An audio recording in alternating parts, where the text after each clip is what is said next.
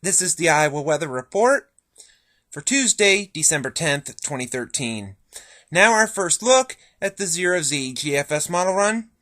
This is at noon today at 500 millibars, and you can see we still have a trough over most of the country, flow coming out of the north and west, some energy across the Great Lakes into the mid-Atlantic New England, producing a wintry mess of rain, some ice, some snow across New England, down in the mid-Atlantic and into the south and east.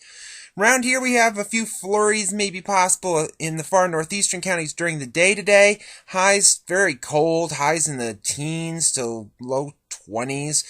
A few flurries or light snow showers late tonight into early Wednesday, and then that system is well off to our east by midday Wednesday. High pressure moves in, and the temperatures are going to plummet. Thursday morning, we could have lows below zero statewide, except maybe the far south, and then highs will just only boost up maybe into the upper teens northeast to low to mid 20s south and west, but it does warm up a little bit on Friday, but unfortunately it starts to cool back down. So Friday may be the warmest day, highs maybe in the 20s statewide, maybe just holding to near 20 in the far north as more snow comes in, and then the system begins to organize just to our south and east. We could get clipped with this snowstorm with maybe an inch or two, but it's a little too early to determine that at this time.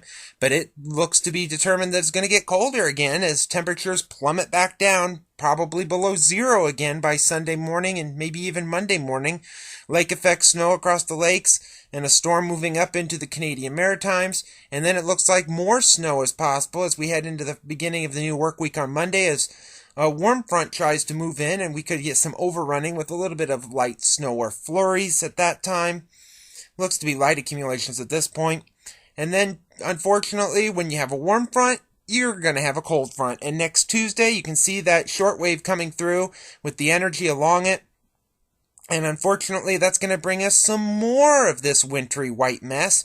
Some more snow possible, maybe even some moderate snow across the area, especially in the eastern counties.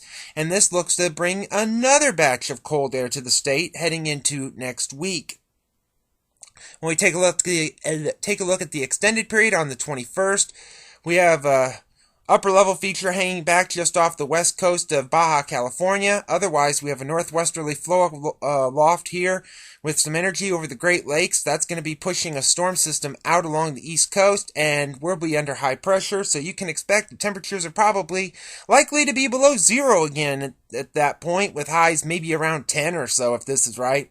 At the end of the forecast on Christmas Day, this would be Christmas Day evening, you can see we still have a northwesterly flow and some energy coming down along it.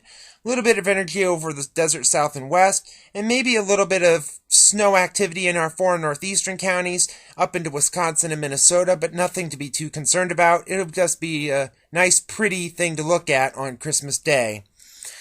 Taking a look at the satellite image from last evening, we had a few clouds across the Midwest, Indiana, Ohio, with a little bit of activity there, a little bit of rain across the southeast, and some wintry weather in the east as well.